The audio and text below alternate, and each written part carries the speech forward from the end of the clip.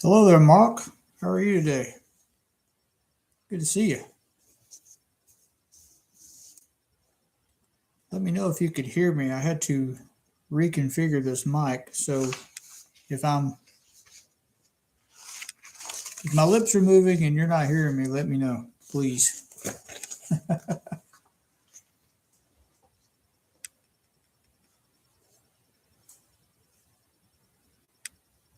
I'm still working with some new systems here. Watching out for a storm. Wow, big tornadoes. That's kind of scary. Okay, good. I'm glad you can hear me. Yeah, tornadoes are very frightening. I'm sure y'all have more significant tornadoes than we do here in Georgia. Um, I think probably the biggest tornadoes you'll hear about here in Georgia is occasionally like an F2, EF2, I'm sorry. But we probably have had an EF3 in the past, not very common here.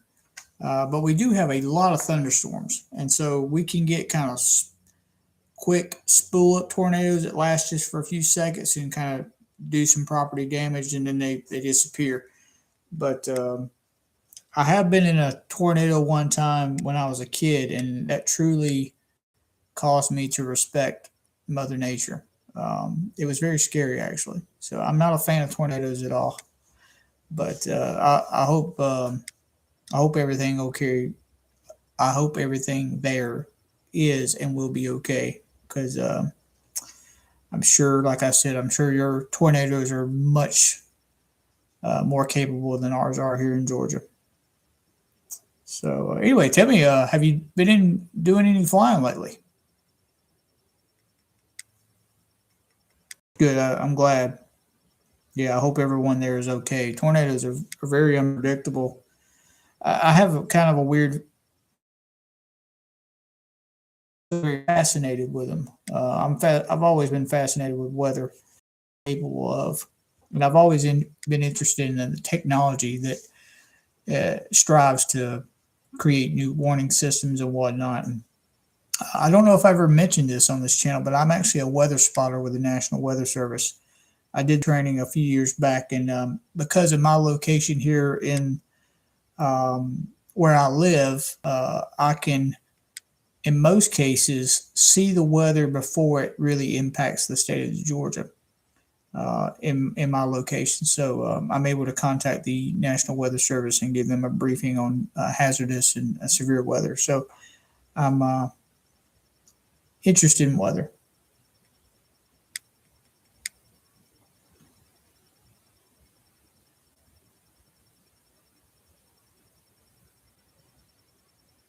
Okay, so flew a little bit last week. Great. And you're flying the 172 Skyhawk, correct? That's a great airplane. I think most people would agree it's a great airplane because why else would majority of people learn to fly in them? You just don't see or hear, and I could be wrong. Do you hear a lot of people training in Cessna 150s, 152s? I just don't hear much talk about those aircraft anymore. Surely they're still out there at flight schools, but maybe it's mostly, I think it's mostly in large part of just there's a lot of Cessna 172s out there. And so it's kind of just it's the training airplane these days. Well, has been for a long time. Okay, so you've seen a few around. I remember when I was in flight school, 150s, 152s were still very popular. Obviously, because they're cheaper.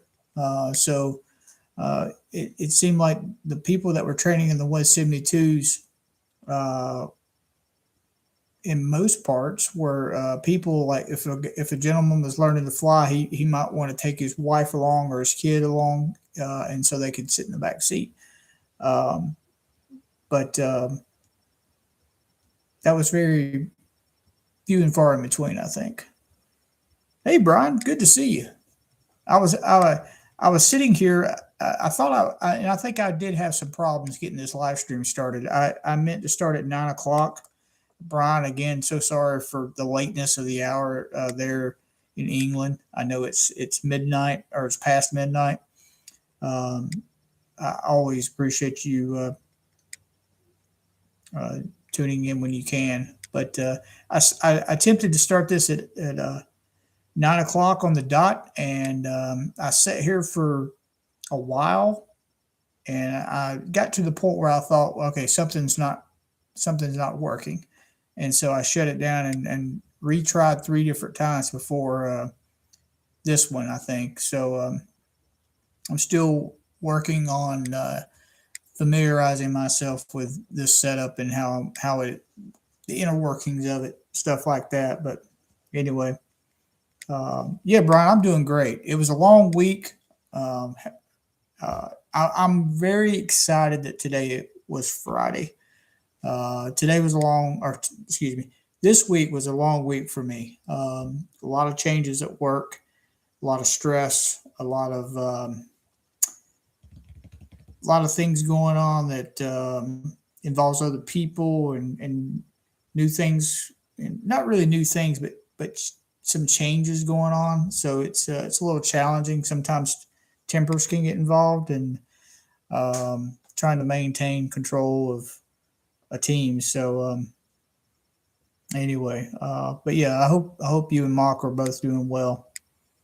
Oh wait, oh I kind of messed up the midnight, didn't I? So 2:40 a.m. in England. Wow, Brian, I don't know why you think this is good enough to stay up and take part in it, but brother, I appreciate you. I really do. You and Mock both have been very instrumental in getting this place started. So this channel started. So I'm very appreciative of both of you. So Mock, I think you're on the other side of the timeline, so it's probably earlier where you're at. Um, but my goodness, 2:40 in the morning. Wow, wow. So I did prepare a little bit to talk about. This might not work. Let's see. Yeah, I'm going to work on some PowerPoint presentations where I can bring some of this stuff up. But here in the near future, I've already started working on it. I'm going to start working on a lecture series, and yeah, brave man. Yes, you are very brave. You are a brave soul to stay up to 2:40 in the morning to listen to a nobody like me. So I certainly appreciate it. But in the near future, I'm going to start a lecture series, which I've talked a little bit about in some just posts on the channel. And I think what I'm going to do is those lecture series will be a live stream. It will only be available to subscribers. That way, I can control a little bit more. We kind of keep the people who want to cause problems out. So it won't be open to just anybody, but subscribers only. And we're going to start by talking about the generation or creation of lift. And Mock being a student pilot, I know that some of this will probably be things that you already know. But let me tell you the outline of this lecture series. And I don't know if we can cover the generation of lift in one live stream without going into the second hour. So the first thing we're going to talk about is airfoils. What is an airfoil? Essentially, the airfoil is the wing in 2 dimensions. Wing and winglets? Oh, absolutely. And we would definitely get into winglets. I was fortunate enough to be a part of the time where winglets were non-existent, and then winglets came over into general aviation and commercial aviation. And so I got to see that, and winglets were always interesting to me. I think the first airplane I ever saw winglets on was a Lear 45, I believe. And then at Delta Airlines, the first commercial airplane I saw winglets on was the 737-800. And not only do they look fascinating and really just look fantastic on an airplane, they truly have a purpose when it comes to fuel economy and reduction in drag. So anyway, we're going to talk about airfoils, and here we have a essentially a symmetrical airfoil. So we have our chord line, the line in the middle here. So the chord line is an imaginary line that runs from the center of the leading edge to the center of the trailing edge of the wing. And so we have a symmetrical, and then we have a semi-symmetrical. So in the semi-symmetrical, the upper camber, which is above the chord line, is going to be thicker than what's on the bottom. These are, of course, just two made-up airfoils, but we're going to talk about some popular airfoils like the NACA series airfoils, the NACA 2412, the 2414, the 4412, 4415. I'm going to tell you what that means, how to plot an airfoil. If you wanted to plot it to a specific chord length, you can do that from information from the NACA airfoil records, which is available for free online. This is what a lot of RC airplane builders do. They create the shape of their airfoil simply by getting the data and plotting the airfoil. But we're also going to get into stuff like this, like angle of attack. And there's a big, we have angle of attack and we have angle of incidence. So we'll talk about both of those and why or what the difference is between them. Hopefully you are still with me. My screen just went down. Huh. There we go. Something just happened. All right, I'm back. But the angle of incidence is the relationship between the angle of the aircraft, not the wing, but the aircraft to the relative wind, and it's the angle of the wing relative to the angle of the aircraft. And then the angle of attack is the angle of the relative wind to the chord of the wing. So we'll talk about those. And then we're going to get into, and this might be the area, maybe mock, maybe you haven't got this far into aerodynamics, but we're going to take a simulated wing. We'll decide as a group on the plan form. And what I mean by plan form is essentially the shape. If you're looking down on the wing, there are many different plan forms, such as this. So we have a straight wing, an elliptical wing, we have a swept back wing, then we have a tapered leading edge, tapered trailing edge. So these are both referred to as tapered wings. And then you have the kind of unseen, you don't see it too often these days, but then you have the swept forward wing. So out of all these plan forms, believe it or not, the most efficient one is the elliptical wing right here, which is used in like the Spitfire and stuff like that. So what we'll do is we'll pick a plan form. We'll probably try to keep it simple. So we'll pick a straight wing, and mock will probably use the Cessna as a good example. However, the Cessna, believe it or not, is a complex wing.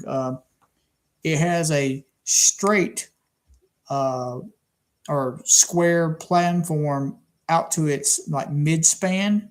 And if you notice, right about where the strut comes up to the wing, it becomes a tapered wing. The trailing edge is tapered. So we'll look at stuff like that. But we'll keep it simple. We'll do just a rectangular plan form of a particular span and chord. We'll pick an airfoil. We'll look at the lift coefficient for that airfoil, and we'll also look at the lift curve and drag curves for that particular airfoil. And then what we'll do is we'll do the math, and we'll calculate based on a speed how much lift that wing will create at a certain angle of incidence. So, or angle of attack. It really doesn't matter when the wing is not yet attached to the airplane. Angle of incidence really doesn't really exist. So we'll look at stuff like that, and then we'll go over a couple examples, and then maybe the next lecture series we do, since at that point we'll know how a wing creates lift, and we'll also look into Bernoulli's principle and Newton's third law of motion, because they both do tie into each other and complement each other in the wing creating lift. But what we'll do is once we get that down, we'll look at high lift devices. So in other words, we'll take that wing that we created the lecture before and we'll add flaps. And Mark, I know you are well familiar with slotted flaps like the Cessna 172 has. And Brian, you've probably seen flaps lower on a wing as well, especially if you're sitting on a window seat on the wing of an airliner. And so we'll look at flaps, we'll look at flap angles, and there's many different types of flaps. So in the Grumman that I flew had what they referred to as a plain flap. So there was no slot at all. So you have plain flaps, then you have slotted flaps, you got Fowler flaps, and the Fowler flaps can expand into multiple different types of Fowler flaps where they have multiple airfoils that are involved in them. And if you've ever had the opportunity to stand underneath the wing of an airliner, or a large airliner, and with the flaps lowered on that plane, it's truly amazing how these work and how they're able to increase the lift, allowing the plane, well, and drag. They also increase drag. And it allows aircraft to land at a higher angle of attack and reduced speed. So yeah, I agree, Mark. This is really some interesting stuff, and we'll get into leading edge flaps, leading edge slats. We'll look at spoilers, and then we'll look into combination of flight controls. Now, this is something you don't see too often today on conventional aircraft, and trainers, but there are types of airplanes that combine flight controls. So some aircraft will combine a elevator control with an aileron. This is a good example on like a canard airplane where the larger wing is in the back. And then if you have flaps on the rear wing of a canard, then you also have to have flaps on the forewing. So in some cases you get flap-evans, which is a combination of flap and elevator, and then you have flap-evaders, which is a combination of the flap and the ailerons, or excuse me, flapperons, flap-evaders.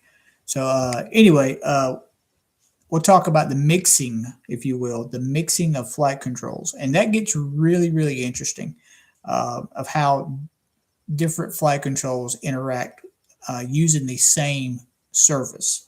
So an aileron, obviously is on the outboard portion of the wing.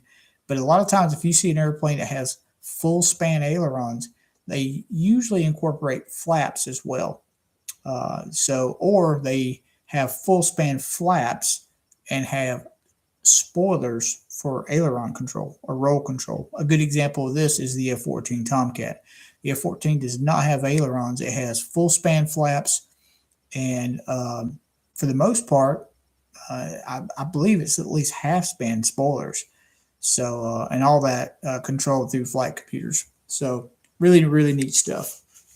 I'm looking really forward to sharing all that with you. So we'll take it from the very beginning and all the way up to calculating what all this does and spitting out real numbers, real data.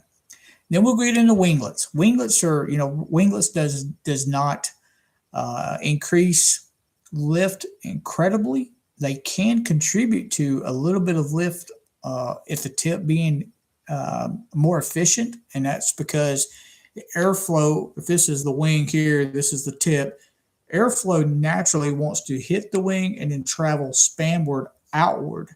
And so if this is the airplane fuselage here, we use my training aid, Mark. We use my training aid. Interesting enough, this is a 737-800, but it does not have winglets. What we do is I'm trying to figure out. So it's traveling this way. When it strikes the wing, it wants to travel outbound. So when it gets to the wingtip, the air on the top, remember, difference of pressure. We have faster moving air, lower pressure on the top, and we have slower moving air, high pressure on the bottom. So as that air is trying to get closer to the tip, it swirls and creates a vortice behind the wing. So as the plane is traveling, you have a vortice coming off each wingtip. Now, vortices create drag. So not only does that create additional drag for the airplane and cause less than you know less than wanted fuel economy, but it also creates a safety problem for smaller aircraft that are traveling behind the airliner. And if you've ever been in a small plane like I have, and you're landing in an airport where you have bigger airplanes, they will specifically space you out further away from the bigger airplanes, and you'll occasionally hear them remind you of wake vortices. Be advised, wake vortices on the runway. So you always have to be ready for that little bit of problem from the airliners. But anyway, those winglets trap that air on the top of the wing and keep it from moving and then swirling around. So that's where the reduction in drag comes from. It keeps the air on the top of the wing isolated from the air on the bottom of the wing, traveling longitudinally. So that's where the winglet really comes to be a really helpful tool. And there's different designs of winglets. There's ones that's just simply a piece that goes up. There's some that have a small piece that goes down as well. Some are blended, some are flat plate. So there's many different kind of renditions of the winglet. So it's interesting to really dig into.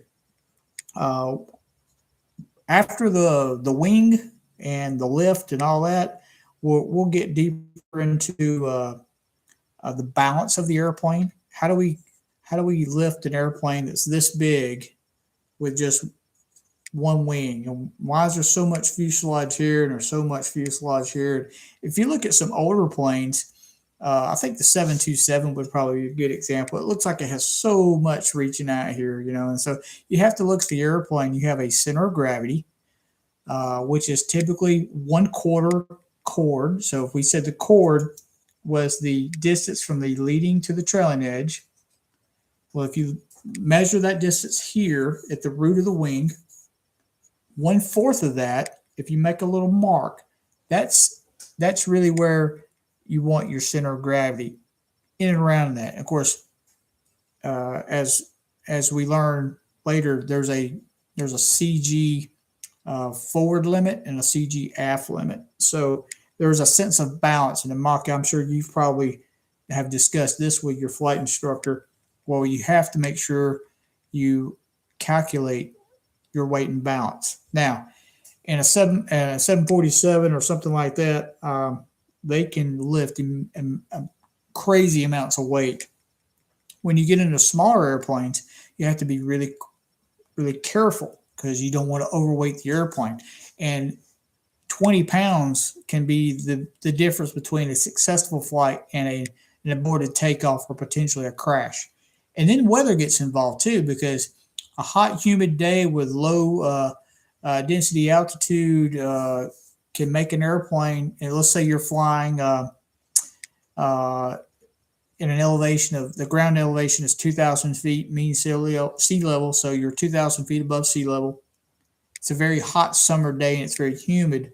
That the density altitude may be at the point where your airplane feels like it's trying to take off on a runway that's 5,000 or 6,000 feet mean sea level. So your airplane is not performing just as good. Neither is your engine. Remember, your engine is an air pump. So if you are sucking in oxygen to burn as part of the combustion process of an engine, whether it be a piston-powered airplane or a turboprop or a complete jet engine, your air is less dense. So the less dense the air, the less power your airplane is going to produce. Same thing with your wings. The less dense the air, the less lift your wings are going to produce. So if you've got less power, less lift, you have to be really, really careful. And there's a lot of accidents that happen because of density, altitude, and pilots making the wrong decision, the wrong choice of how they load their airplane on a hot, humid day, or in a field that's extremely high elevation. So you have to really, really be careful with that. So we'll look at stuff like that. Weight and balance to me is always really interesting. It's physics in play with moment arms and loading the aircraft and so we'll use a very basic example such as a Cessna 172 or maybe my little Grumman right here. This one right here. The Grumman was a great, it is a great airplane. It did not have a very high useful load, which means you had to be careful. You can't just put two, uh, 300-pound grown men in the airplane and then put 100 pounds of bags. It's not going to fly very well for you. So it's a great sport airplane. It's not an airplane that you want to travel in. Kind of like a difference would be the Cessna 172. You can put two good sized adults in a Cessna 172 and still have the ability to travel with some baggage. Now, for people, you have to be careful. So, 182 airplane that can still fly adults and still get the baggage in there. The Cessna 177 Cardinal, another great airplane that flies well with four people. So it's a give or take sometimes.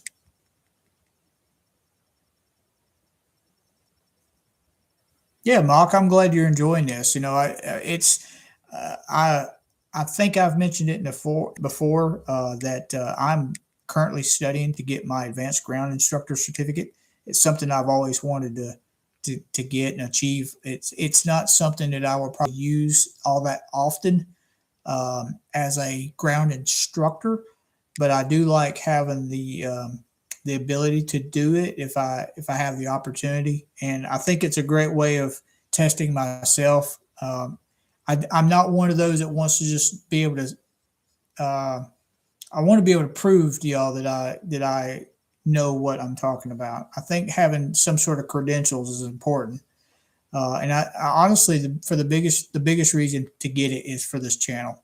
If I'm sharing things about ground school and I have a ground school certificate, I think people are more willing to listen to what I got to say. So I don't want them just to take my word for it. I truly want them to understand that I'm uh, trying to do the best I can. I've got a couple things. Wrong side. A couple things right here, there, and there, and I have my flying experience. But I'd like to take that to another level. So I'd like to really get into the ground school stuff, and maybe it will help you. Ground school is not cheap these days, too. If I did it, I would probably not really charge for it. I enjoy doing it so well.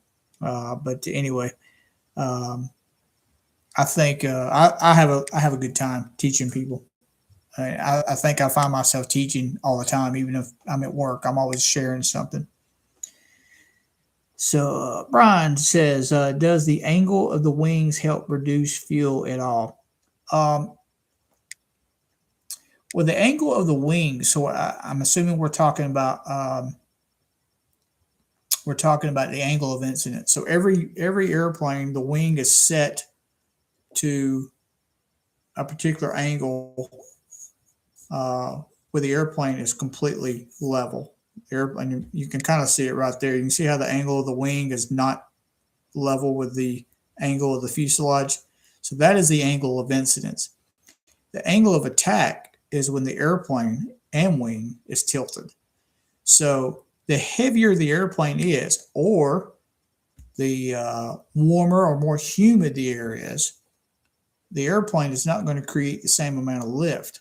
So in order to make up for that, we have to apply more power and sometimes a little bit more nose up attitude. So uh, on a winter day, airplane's going to perform better. Engines are going to perform better.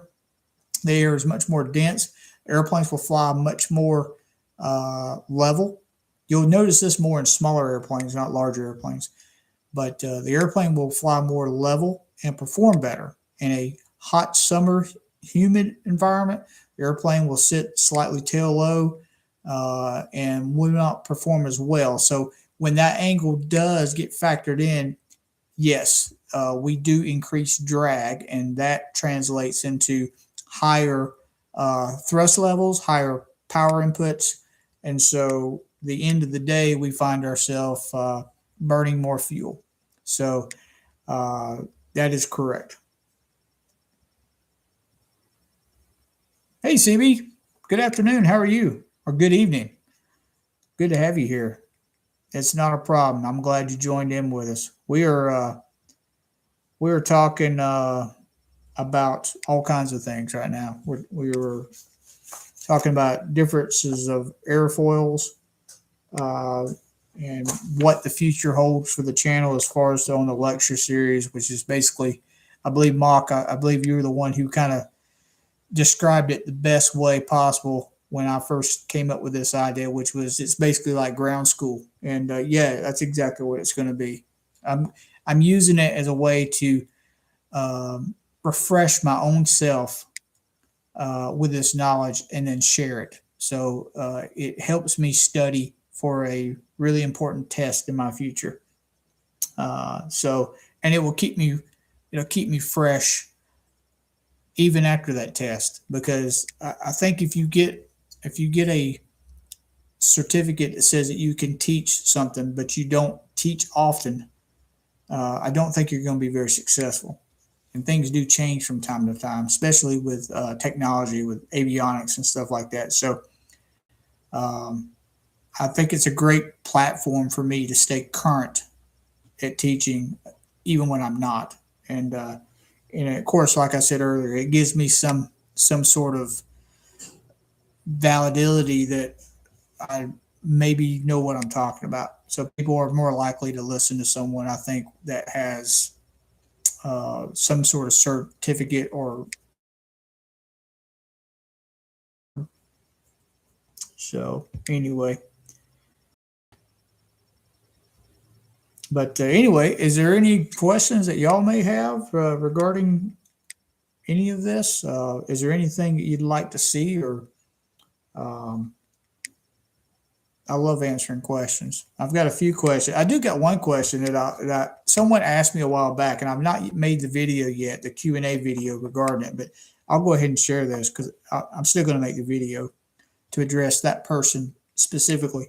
But I was asked a little while back about what I felt about real life flying versus uh, like digital combat simulator, Microsoft Flight Simulator. There's certainly some games out there.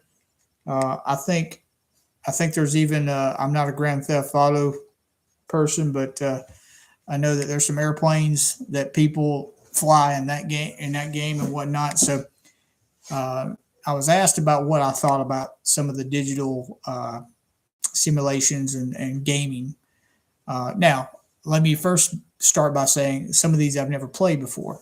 Um, but I do know enough about them just by reading about them that, in general, flying the aircraft on these games does follow the flight controls of a real airplane. You know, the back on the stick you go up, forward on the stick you go down.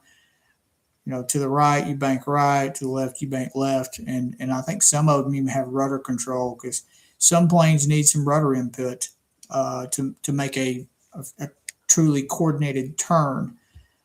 So I think that there's still some, even though it's a game, not a simulator. I think there's certainly two different things there. A game and a simulator is not the same to me. But I think there are still things to learn. You can learn the basics of control of an aircraft. You can learn the basic three-axis control system. Now, with simulations, Microsoft Simulator, I'll use it as an example. And as a Microsoft Simulator user, I have used Microsoft Flight Simulator since it came out. I remember the very first version of it. Um, it is very, very realistic. Even today, I'm amazed with some of the features it has and some of the realistic features. that you can be flying in a city and it's communicating with live weather to give you the same weather that is in that city at that particular time. Stuff like that is amazing. I think it's gotten really, really good. I think you can learn a lot from Microsoft Flight Simulator, and I don't get anything from them. I'm not trying to get on staff with Microsoft Flight Simulator, but I will say this: I have learned things from Microsoft Flight Simulator. I think it's a great tool for practice and learning certain things, and it's certainly cheaper than flying in a real airplane. Uh, did it help me fly a real airplane? Well, I flew Microsoft Flight Simulator far before I ever flew in a real airplane. Ever actually flew the airplane, and yeah, I would say it definitely helped. Now, is it going to help you if you're flying a keyboard? I don't think it's going to help you too much if you're using a keyboard, but if you're using a yoke controller or even a joystick, I think it certainly will help. Obviously, if you're flying the Cessna and you got a yoke control and you've got the rotor pedals, you've got a somewhat realistic throttle and fuel mixture and um, control, push pull control like the real airplane does. I think you'll certainly learn something. If you make it as close to being realistic as you can, then I think you'll learn something from it. Uh, I heard a story years ago, and I can't confirm if this is real or if it was just a story, but I heard this and I thought it was pretty amazing. So there was a group of young men in the Navy were entering flight school, and one person just truly um, was gifted as a flyer. He really picked up, um, uh, you know, the flying basics and just excelled in the program. And in the end, he ended up being chosen as a fighter pilot and ended up flying the FA-18 Hornet. They asked him how he got so well, and one thing was that he already did have uh, a private pilot certificate, I believe. So that kind of gave him a little bit of a head start. But one thing he pointed out was that as a kid, as far back as he could sit in a chair and understand a computer, he had flown Microsoft Flight Simulator, and so he basically said that his success was because of that. So I always thought that was really interesting. But let me read some of these. What about fuel in the wings? Well, most aircraft today have fuel in the wings. It's the and there's a reason for it. One is there's a lot of the majority of your surface area is in the wings. You can tell by looking at any airplane. The wings are relatively large. But another thing is the reason it's important, uh, and think about this really, really well. Why is it so important to have fuel in the wings? Remember what I said about the CG being around the wing, around the quarter chord or mean aerodynamic chord of the wings. What happens if we burn fuel? As we burn fuel, we are losing weight. So if we carried fuel in the back here, or fuel in the very front, as we're burning fuel, the airplane is getting lighter. So either the tail is getting lighter or the nose is getting lighter. So if we burn fuel in the wings, the plane does get lighter, but it's centered on that center of gravity. So you don't feel it in the controls and the performance of the airplane. So that's why it's important that we have fuel in the wings. I hope that answered your question, Brian.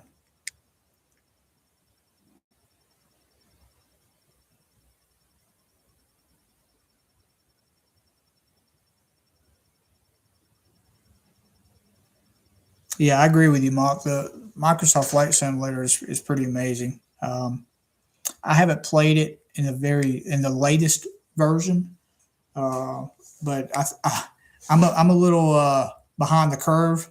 I think I've got my Microsoft Flight Simulator X is mine, so it's way older than what's currently available. The graphics are nowhere near like the latest version has. So I hope to upgrade that very soon. I've got to get a computer that'll be able to handle it. my laptop. I need a desktop with game uh, uh, parameters, I guess you could say, so I can have some fun. Okay, so you do practice and set up. All right, great.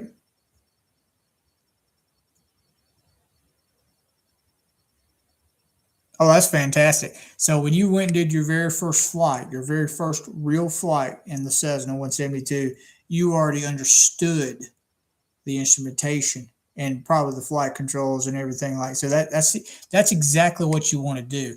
If you can understand things before you go, then what are you doing? You're making better use of your time. So time is the only thing we can't buy, and it's horrible if we waste it. So think of it this way: if there's anything you can do outside the airplane, do it outside the airplane. Learn the ground school stuff as soon as you can, and then apply it while you're in the air. Don't don't ever be in a position where you're in the airplane, you're flying, and you're confused or you don't understand something because you didn't learn something. Most people that I have spoken to about learning to fly, the first thing I tell them to do is before you even start putting money into actual flying, download the Handbook of Pilot Knowledge, which is free. It's on the FAA's website, and read it. It's a thick book. You can buy it if you don't want to print it. You can just download it as PDFs and just view it on a tablet. Learn all of that before you get into the airplane because you're going to do so much better. You're going to advance so much quicker. The flight instructor is not going to have to tell you as much. He's going to be able to focus on what's important at that moment, which is flying the airplane. So you're going to make better use of your time and not waste money. And that's the key. Learn what you can on your own. The manuals, all this information is out there. I hope that this channel becomes a place for that as well, where we can talk about different types of topics and whatnot. I got a video fixing to come out. I hope to finish it this weekend about the 6 primary flight instruments, not just what they are, but what they do and how they work. I want you to understand an altimeter. If you know how an altimeter works and you'll truly understand the instrument, I don't want you just to be able to read an altimeter. That's easy. An altimeter is, and Mark, you know this, it's read like a clock. Anyone can read an altimeter. It's not hard. But how does it work? Where does it get its information from? How does it change? Well, it works off a barometric pressure. So it works off the pedostatic system. So I want you to understand that what each instrument, not just what it is, but how it works and how it functions. So I want you to know the inside and out of these instruments. And so that video, I think, will clarify that. So it doesn't just hit on the pedostatic, but also the gyroscopic instruments. So a total of 6 primary flight instruments, and it also gets into the glass cockpit scenario. So a lot of aircraft today does not have the 6-pack of flight instruments. It has a PFD or primary flight display. So it kind of gets into that too. So instead of reading gauges and instruments on a PFD, you're reading the tapes. And so you need to know which tape is what and how you read them and how do you interpret that. So, but yes, ground school, highly important. Learn all you can on the ground. Save your money for the flight. Get your knowledge on the ground. And if you're studying things and they don't make sense, hit me up. My email's in the description. You can always ask a question here on the live streams, and I'd be happy to help you understand something because some of this stuff can get pretty technical, especially when you get into regulations and weight and balance and what you can do as a pilot versus, I've been asked a couple of questions like, hey, I own an airplane, but can I not perform the maintenance myself? Certain things you can do yourself without being an A&P mechanic. Some things you can't. So you have to be careful. Anyway, let's see here. Instructor was, I bet he was, Mark. I bet that blew him away. And to me, if I was that person If I was flying with a young man and I saw that effort that you put in, that truly inspires me to even work harder to be a better instructor for you. That shows that you're serious. And there's so many people. I hate to dog on the younger group right now, but there's a lot of young people that get into flying and they're just kind of they get in the airplane and they're mesmerized by the view and they're not really paying attention to what the instructor's saying, and they learn the same thing over and over because they're not obtaining the information. If you learn the information before you fly, you will apply it while you're flying. So I'm sure he really appreciated that.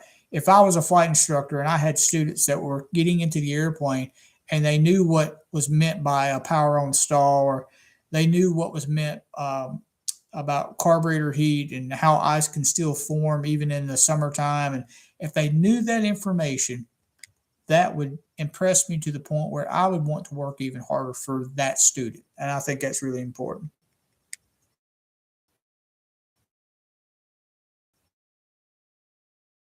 So late, buddy, but thank you so much for always a pleasure. See you again soon, I hope. Yeah, please do, Mark. I everything here is free, and I'm never going to claim that I know everything, even after I get a ground instructor certificate. I think there's always room to grow and learn. But I enjoy being challenged by questions. If someone asks me a question and I don't know, the first thing I'm going to do is say, I don't know. Because the last thing I'm going to do is tell you something that's not right, because that can get you in trouble as a pilot. But I do like to figure it out, come back to you. And in that process, we both learn. So, and that's what it's all about. We both learn and take something with us.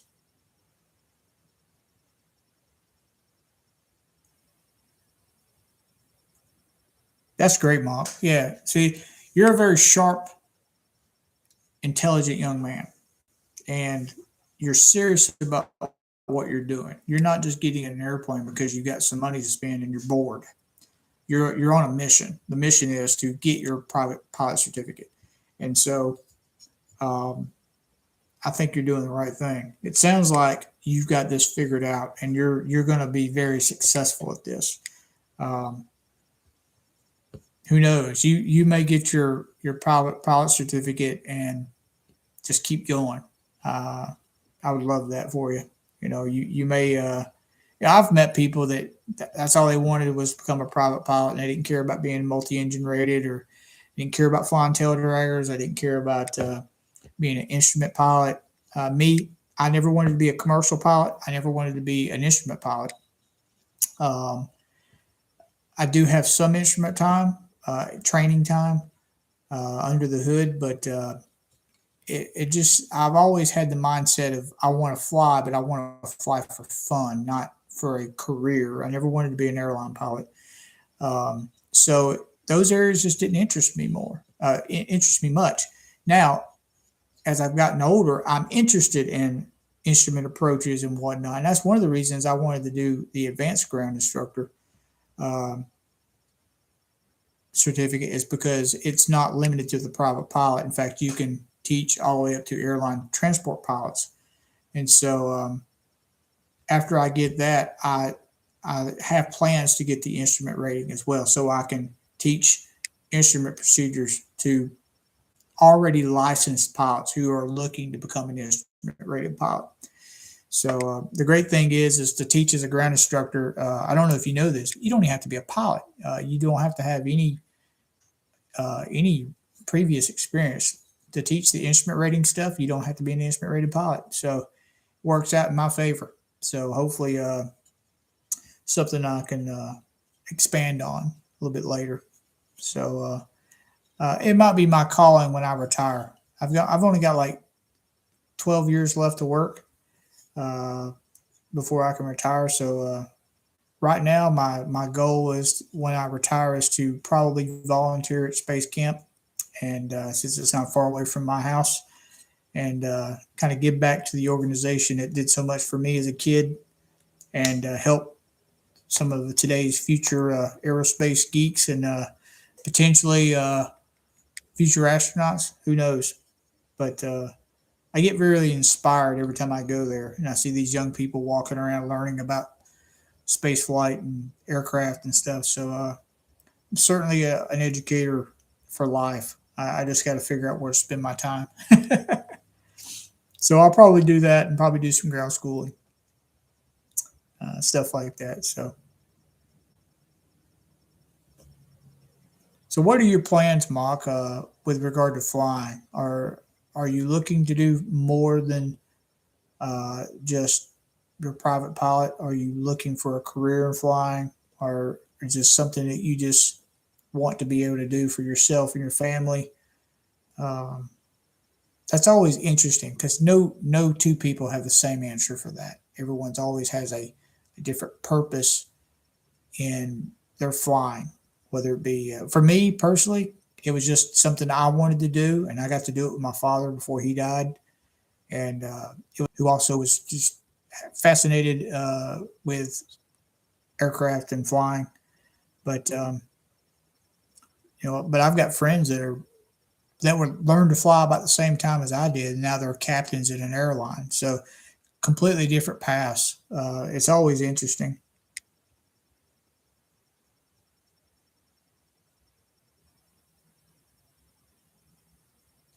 Okay, so you do want to go to the airlines. That's fantastic. Um, I would I would recommend a couple of things. One, as soon as you get your private pilot, um, I would probably focus on your instrument rating and then your commercial rating. And during that time, you need to build your time. And the best way to build time is to be a flight instructor. So I think a flight instructor also kind of gives you that great sense of what's the word I'm looking for? It'll put you in a position where you are able to expect the unexpected. You're always kind of a step ahead of the airplane. You're always watching the student. You're watching systems. You're making sure things are going to go the way you want them to go because you are responsible for that aircraft and that student. Well, in a way, that's what happens to you as an airline pilot. You are responsible for that aircraft and your passengers. So it's kind of like the first step in the commercial door is getting your commercial rating and becoming a flight instructor. And then you get your instrument rating. I think a lot of people get their instrument and commercial around the same time, kind of back to back. Um, but once you get that, then you can branch out and get your multi-engine rating, which doesn't take a whole lot to do that. And then you got to kind of get patient and build up your 1,500 hours total time to get your airline transport pilot certificate. Some people get really lucky with doing that by um, joining a company like an air charter service. I know some people that joined a company I worked for years ago that just had a multi-engine commercial rating with an instrument rating, and they joined and became a co-pilot on a small jet, so like a Cessna Citation or Learjet, and then that company invested in those people by sending them to school, and they got their ATP and they got their first type rating in a jet, and so sometimes you just have to find that company that will help kind of give you that head start into the airlines, and then of course those people build time and eventually they leave that air charter service, which is a Part 135 company, and they go to the 121s, which is airlines. So um, you start off in a small jet, find Embraer 175s and or CRJs and stuff like that, which is not much bigger than what you were flying. And then you sit back and you ride the wave, and you'll get upgraded over time as you build time and seniority with the company. You'll You'll move up into the smaller jets, maybe the 717 or the 757, 76, 77, and you keep going on up the ladder and fly bigger and bigger and I won't say better jets, but certainly bigger, more capable aircraft. Um, Another option that you can consider is military. A lot of military pilots go to the airlines after they do their time at the with the military. So something else you can look into is going and flying. No, you don't have to be a fighter pilot. I mean, you can go fly bombers or even cargo aircraft with the military in the Air Force or Navy. You take your pick, and then do your time there. Stay on top of things. Do your very best. Come out with honors, and then you go right into the airline world. So, military is probably the cheaper route. If there's anyone out there that might know more than I do, because I really don't. It seems like the military would be the cheaper route to go, but again, it's more of a commitment. And you don't go at your rate; you go at their rate, and you could also end up flying in some situations that maybe are not so great. But um, it might be the fast pace to airline world. So that's two options. And if you have an abundance of money, then you can go to the schools like ATP and Emanuel Aeronautical University. You can go from a private pilot to a ATP pilot while you're going to college, and those are great, but they are expensive. Uh, and I'm one of those that I try not to spend any money on anything I don't have to. So um, there's a couple of different ways. You just have to really think about it and decide what's best for you. Good. So looking at doing the instructor, that'd be great. Yeah, you'll like that.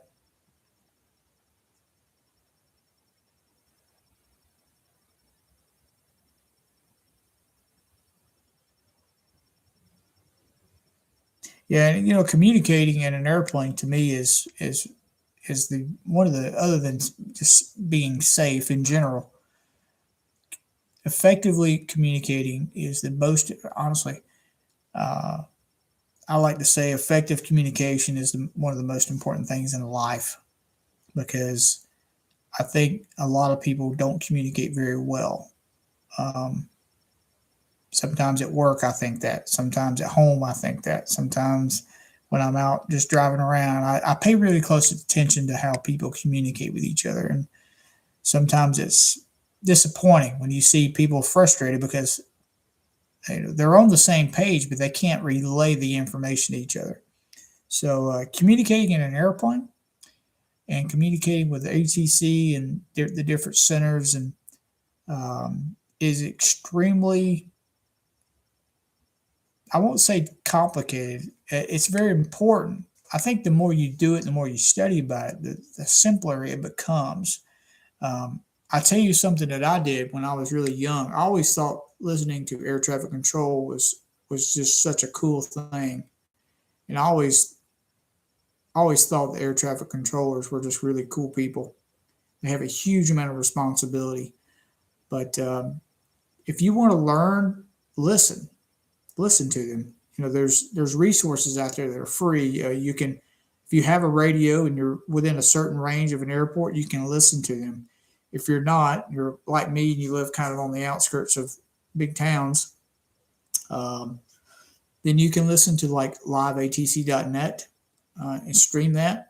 Uh, I have listened to liveatc.net a lot. I think it's a great resource. You can get on there and listen to an airport of your choice in most cases. You can listen to uh, approach and departure. You can listen to ground. You can listen to tower, and you can get an idea of what each of these roles are and how you communicate with them just by listening. This is another one of those things. Don't learn how to communicate while you're flying. Learn to communicate while you're on the ground so that you make better use of your time in the air. So communication is definitely one of my favorite things. Um, so much, in fact, I sometimes communicate like a pilot even when I'm here at home, and I drive my family crazy. But maybe that's something I can do a video on in the future. Maybe that, I don't know if anyone would be interested, but maybe we can do some communication stuff, and we can start very basic. We can start like with what you're doing now. Where well, first, are you at a controlled airport or are you at a non-controlled airport? That's the first question I got to ask. Um, because that certainly makes a difference. If you're at a non-controlled airport, which is where I learned to fly, legally you don't have to say anything. Uh, you don't have to have a radio. It's only recommended. But okay, so you're at a non-controlled airport as well. Okay, well I learned to fly at a private airport to begin with, um, but oh yeah, it definitely saves money. But Yeah, you don't have to talk at all. It's just recommended that you do if you have a radio. And I don't think I would fly without talking on the radio. It's certainly safer. It's nice to know where other people are at. I have had situations where I've been uh, taxiing to the end of the runway to depart, and an ultralight just lands in front of me and had no clue where he was at. So you may have had a couple of situations like that as well, where people are not as um, apt of using a radio, or maybe they don't even have a radio. I got to fly in a J3 Cub a couple of times. It had no radio, no electrical system at all, and it honestly made me feel a little odd. I would much rather have a radio. So, in a non-control field, you're not asking for permission to taxi. You fire up and you go to the end of the runway and you set the brakes. You do your run up. You check your mags, and you get on out there at the hold short line. You look to the right and see if you see anyone coming, or look to the left, depending on which way you're departing, and you tell the traffic that where you're what you're doing. 28 Lima's departing runway one, Cartersville, whatever the case may be. And then your next call is turning downwind. And then you call again at base, and then your final. And then I always made a call, and I think it's really a good courtesy call. I always called when I had crossed over the yellow line after landing. I always called traffic and told them that I had cleared the active runway. That's one thing I always did. Another thing that I always did was I named the airport after every transmission. So if someone did not hear the beginning of my transmission, they would hear it at the end, and that way they would know where I was. Because where I learned to fly, there was a couple of different airports that were on the same frequency, and sometimes you might pick up the other one. So letting them know that I was at Cartersville's airport, or whatever, I think is helpful, and it kind of brings a little safety margin there.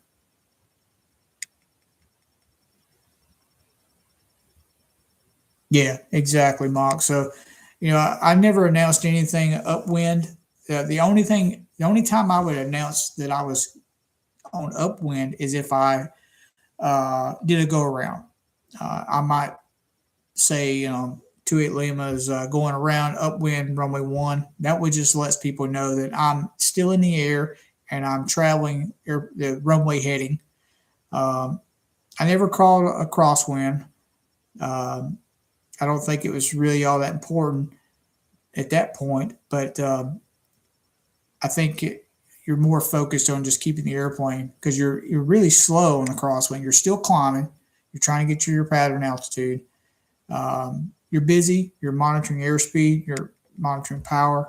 You're also monitoring all your engine instruments, because this is a critical point. You've just left the ground. You have low altitude, low airspeed.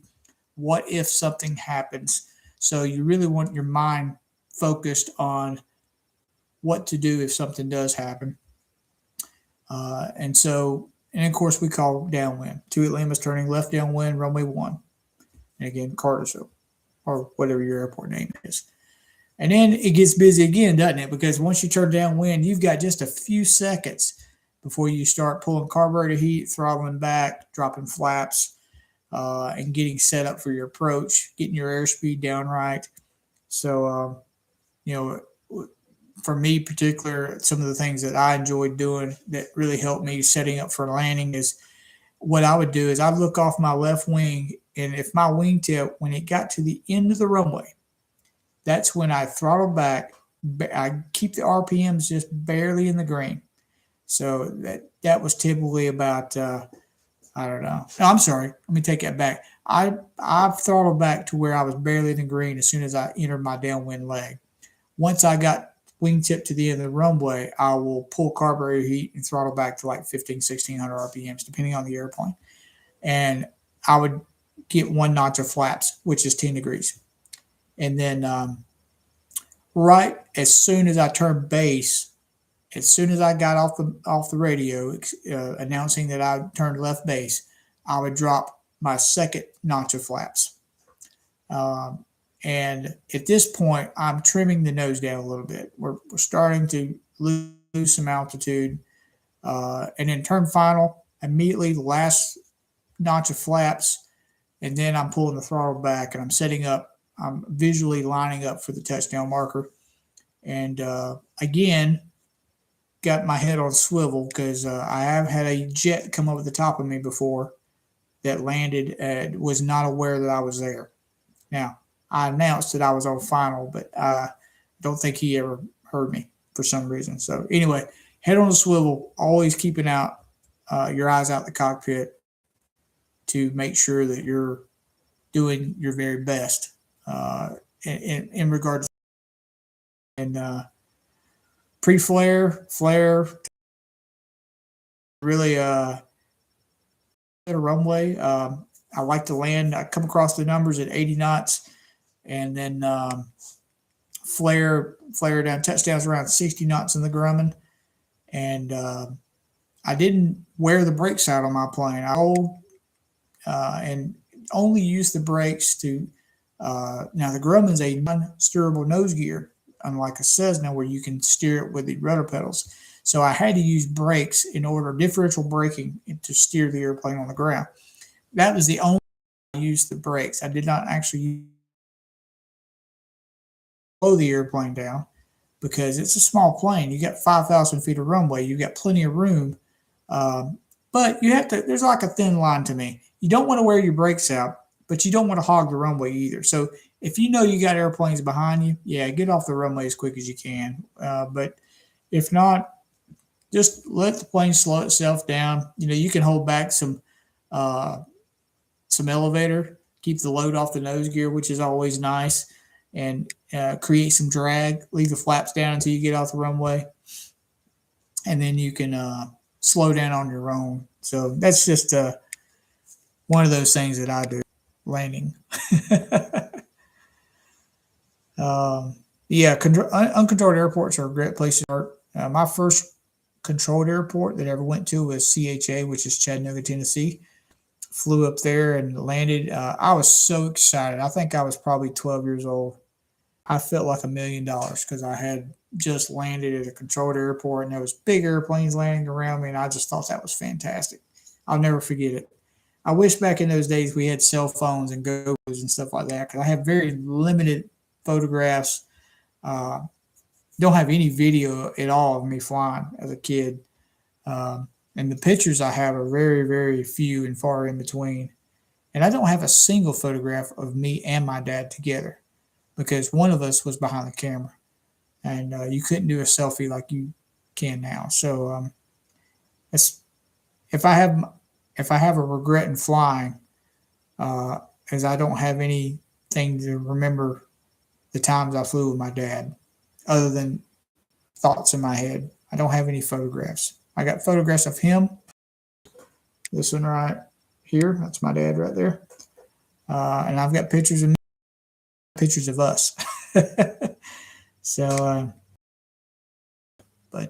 so take plenty of. Hopefully, you're taking plenty of photographs. That's important. You'll really cherish those later. This photo right behind me of the L-1011, I just happened to have an actual camera on me that day. wasn't my camera. It was a company camera, and I just took that photograph, and then I saved it to a 3.5 inch floppy disk, believe it or not. And sometime later down the road, I saved it as a photo on the computer, and later it survived, and I was able to print it off. So it's one of maybe 3 or 4 photographs I have of my time at Delta. So that was just about the time cell phones were finally catching on people. So I don't think I had a cell phone until like 1998, something like that. And I'm pretty sure there were a few years before that. They were pretty common, but I hadn't spent the money yet. So, Mark, do you have any questions? Do you have anything that I can explain to you or help you understand? Is there anything that I can do to shed a little light on a subject, or do you have just simply a question? Ask me anything. You've got me all to yourself, I believe. Brian had to go. Bless his heart. It's already Saturday at his house. But ask me anything. I've gotten some great questions over the time, but it's always fun. I think I may have lost you, Mark. It's getting kind of late though, so I completely understand. Well, I tell you what, there's no sense in me sitting here entertaining myself. So, Mocker, if you're still here, let me know, and I'll keep going. I'm looking at my participants window here, and it's not showing anybody but me. So, I'll give you a few seconds to reply. If you'd like to keep going, I'm certainly here to do it. If not, we'll pick up at another time. We'll put my training aid back together.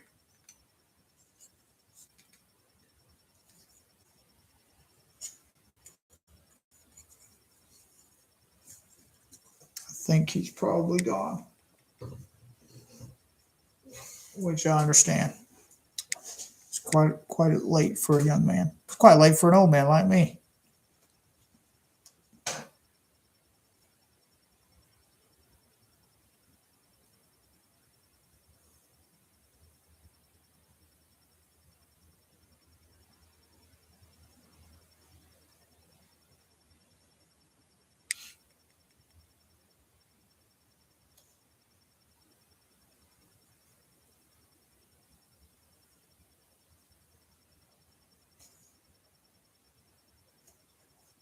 Well, we're going to call it, folks. If there's anyone out there listening, thank you so much.